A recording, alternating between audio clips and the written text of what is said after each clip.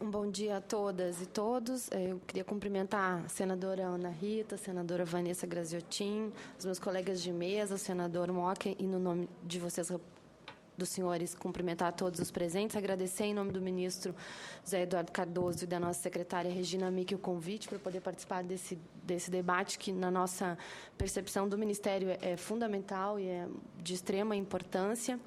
E eu queria começar trazendo algumas breves considerações sobre o local onde nós entendemos que se situa esse debate ou essa discussão.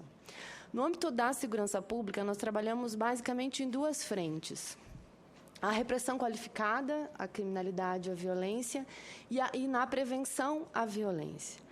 No que diz respeito à prevenção, nós temos um conjunto de ações que vão desde ações de prevenção social, de prevenção situacional, até ações que dialogam com outras políticas, como, por exemplo, as ações voltadas ao enfrentamento à violência contra a mulher.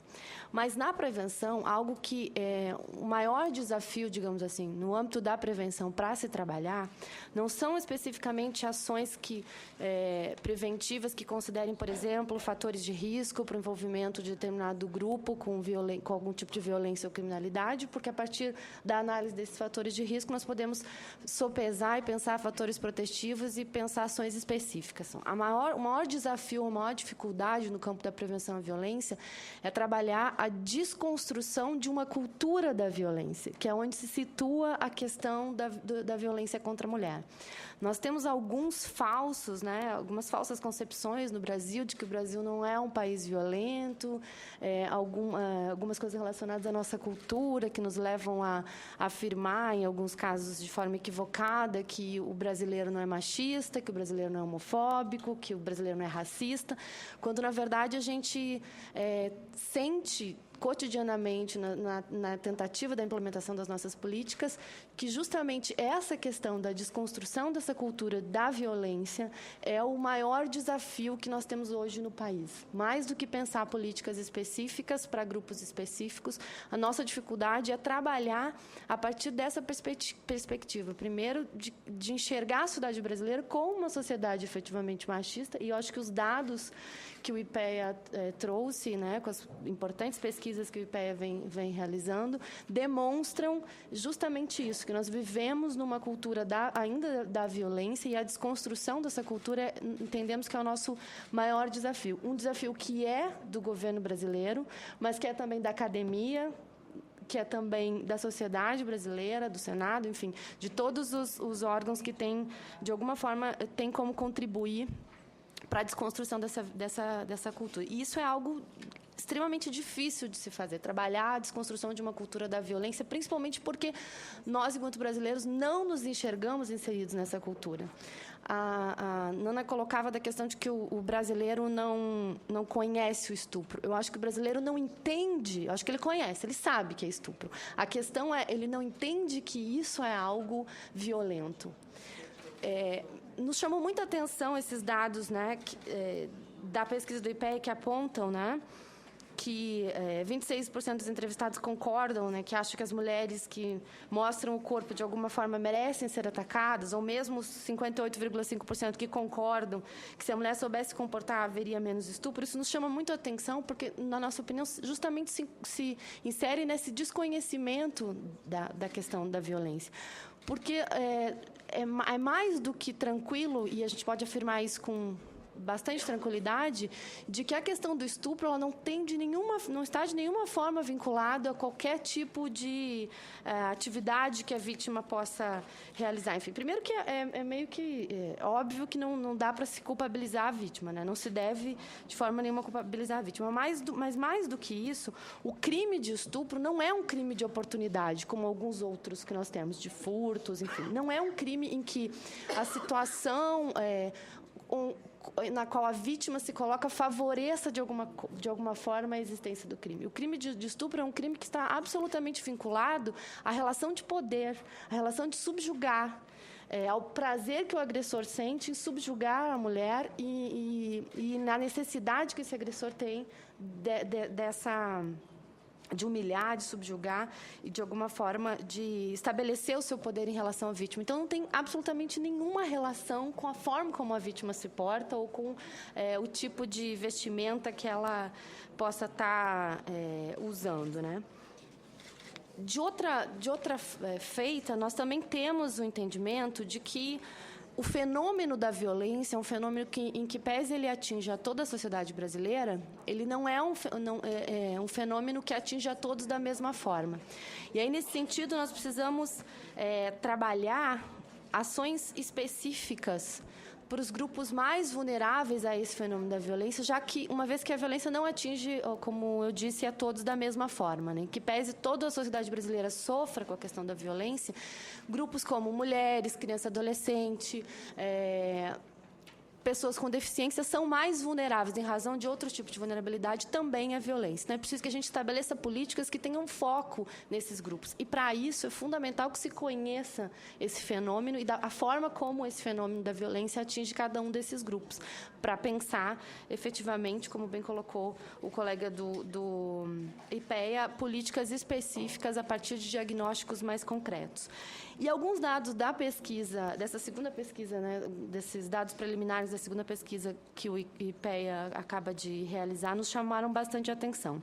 Alguns deles, por exemplo, crianças e adolescentes, elas têm como vítimas, né, têm como seus algozes, na grande maioria das vezes, os pais, padrastos ou pessoas que estejam muito próximas. E no que diz respeito às mulheres, 60,5% dos casos de estupro são cometidos por desconhecidos. Claro que isso tem duas razões. A gente não pode unicamente extrair esse dado e, a partir daí, afirmar que as mulheres não são vítimas de estupro no âmbito doméstico e familiar, porque isso é uma falsidade. Obviamente, a gente sabe que as mulheres têm sido tradicionalmente vítimas desse tipo de crime também no âmbito doméstico e familiar. Mas é preciso que a gente entenda e analise de alguma forma esse dado, até para perceber, por exemplo, que no âmbito doméstico e familiar, quais são as principais dificuldades para que as mulheres denunciem, né, o crime. Porque que ele acontece, a gente sabe que acontece, mas a pesquisa demonstra que 60,5% das mulheres são vítimas de estupro por desconhecidos. Então, existe uma invisibilidade em relação aos estupros que acontecem no âmbito doméstico e familiar. A gente precisa entender quais são os fenômenos e por que isso acontece, né? Primeiro, nós acreditamos que isso porque as mulheres têm uma grande dificuldade de se enxergarem como vítimas. Isso dialoga um pouco com a questão da construção dessa cultura da violência. As próprias vítimas, por N razões que a gente não teria tempo aqui para abordar, mas não se enxergam um pouco em razão da nossa tradição, a própria forma como a legislação brasileira também enxergava essas mulheres. As mulheres acabam não se enxergando como vítimas quando são vítimas de algum tipo de violência sexual no âmbito de um casamento, de uma união estável, enfim, seus namorados, seus companheiros. Então, por um lado, nós temos isso. E, por outro, nós temos a questão da invisibilidade do número de denúncias que existem em relação às mulheres, também porque a política voltada para o enfrentamento à violência contra as mulheres é uma política mais incipiente, mais recente, e no que se refere à criança e adolescente, é uma política já mais consolidada, de mais anos, enfim. A centralidade da questão do enfrentamento à violência contra a mulher no Brasil, enquanto política pública, é algo muito recente. A Secretaria de Políticas para as Mulheres da Presidência da República tem pouco mais de 10 anos, então é óbvio que isso, de alguma forma, vai se traduzir nos dados que as pesquisas vão estar apontando e também porque a gente precisa desconstruir, de alguma forma, algumas culturas do próprio sistema de justiça criminal que fazem com que as mulheres não se sintam à vontade para denunciar. Mesmo onde nós temos delegacias especializadas de atendimento às mulheres, ainda existem algumas dificuldades de mudar a forma como essas mulheres têm sido abordadas e têm sido recebidas pelo nosso sistema de justiça criminal e também pelo nosso sistema de segurança pública. A gente vem realizando inúmeras ações, muitas delas em conjunto com a Secretaria de Políticas para as Mulheres, para tentar fazer frente a essas questões. O tempo é curto, enfim, a gente não vai poder abordar tudo que gostaria nesse momento, mas uma das ações que eu gostaria de citar, que nós entendemos que é fundamental, é o desenvolvimento do Sistema Nacional de Informações de Segurança Pública, o SINESP. O SINESP é um sistema que ele já existia, mas que, a partir de 2012, ele passou a ter um novo fôlego, inclusive com a publicação de uma legislação que torna obrigatório a alimentação do sistema por parte dos estados. Isso porque o Ministério da Justiça vem trabalhando com o Cinesp em duas frentes. Primeiro, na padronização dos boletins de ocorrência, na parte mais metodológica, para garantir que a gente possa ter comparabilidade entre as ocorrências policiais, porque a gente tinha um problema de dado na segurança pública que, de alguma forma, é a tradução de que cada estado acabava registrando a sua ocorrência de uma forma diferente. Então, nós temos trabalhado na questão da padronização metodológica desses boletins de ocorrência e o sistema, hoje, ele já tem um padrão. E, segundo, no fortalecimento dos estados, na pactuação mesmo, de convencimento, porque a gente tem essa dificuldade na segurança pública, né, da questão federativa, as polícias, na sua maioria, são polícias estaduais, então, nós temos toda essa dificuldade de pactuar sempre com os estados, trabalhar no convencimento do estado para que ele alimente o sistema e temos investido fortemente na parte tecnológica para que os estados possam ter um sistema que facilmente agregue informações para o sistema nacional. Porque, a partir do momento que nós tivermos informações produzidas pela própria segurança pública, sobre segurança pública, nós vamos poder qualificar os nossos diagnósticos, cruzar esses dados com dados que já vêm sendo produzidos na saúde e por outras fontes, e pautar de uma forma mais concreta as nossas políticas que internamente vêm sendo desenvolvidas. E uma segunda frente, nós temos trabalhado no fortalecimento das delegacias especializadas de atendimento às mulheres, e onde não é possível, pelo menos, que se tenha um serviço especializado, porque também existe a questão da demanda, as dificuldades dos estados em relação a contingente de pessoal, nós temos trabalhado na interiorização do serviço especializado, em que pese você não tenha uma delegacia estruturada de atendimento à mulher, pelo menos que o serviço que vai ser prestado para as mulheres pelas delegacias seja um serviço especializado.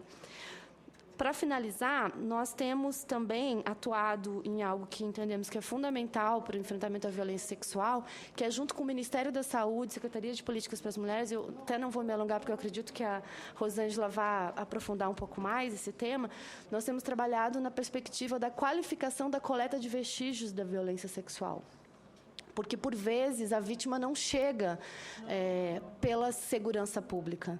Na verdade, a vítima de violência sexual, ela tem N portas de entrada no Brasil. Ela pode chegar pela assistência, ela pode chegar pela segurança, ela pode chegar pela saúde, e esse é um desafio. Ela pode chegar pelo Centro de Referência da Mulher, e esse é um desafio imenso que a gente precisa trabalhar na estruturação da rede como um todo, e para que essa rede funcione efetivamente como uma rede.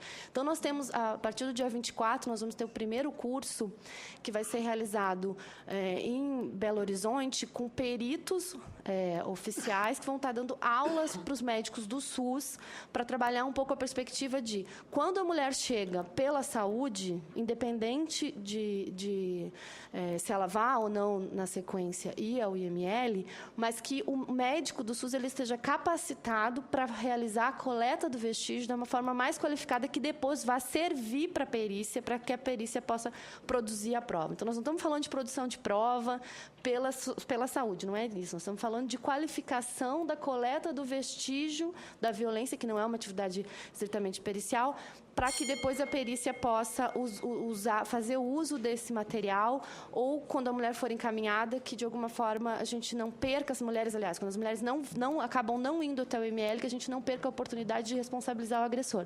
Porque nós entendemos que parte do problema tem uma relação direta com a impunidade. Enquanto nós não conseguirmos efetivamente trabalhar também nessas duas frentes, que é prevenir a violência, trabalhar e atender essa mulher da melhor forma possível quando ela for vítima de algum tipo de violência, também punir o agressor, tratar o agressor, enfim, tudo que for necessário. Agora, autor de estupro precisa de punição, porque enquanto o crime de estupro for um crime que praticamente não enseja nenhuma punição, dificilmente a gente vai conseguir trabalhar a desconstrução também dessa cultura da violência.